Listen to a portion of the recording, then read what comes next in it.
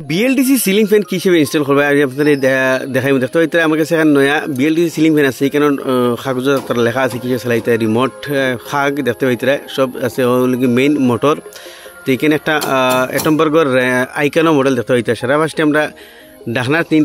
দুইটা স্ক্রু আছে এগুলো কুলিয়ে ডাকনা তিনটা লাগাই এর বাদে ডান্ডির মাঝে দেখতে হইতে খাটা বাজু তোলে দিয়ে প্রায় মানুষে খাটা বাজু ঘুরে দিলে নিয়ে দেবা ডান্ডির মাঝে ফেলার দুটা খাগ লাগাইয়া এর বাদে উপর সাইড থেকে খাটা বাজু তুলে দিব উপর সাইডর এগু সিঙ্গেল খানা আছে ও খানা বা তার হারাই ঠেলিমু ঠেলিয়ে আমরা তলে থেকে বাড়িয়ে আইসব আর ও খাটা বাই তার আগুন নিয়ে উপর খানা লইলিমু ওই সবাই লাগাইমু কিন্তু খানা এই যে খাটা বাজু কিন্তু তলে দিবা ইয়ে দেবা দিয়া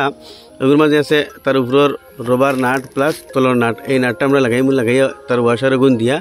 এই নাটটা ঠিকসে টাইট হলে নর্মাল সিলিং ফ্যান যে হিসাবে ফিটিং করেন বিএলডিসি ফ্যান ওই সময় ফিটিং করেন চেষ্টা কিচ্ছু নাই আর কি মাতুলে ডবল নাট আছে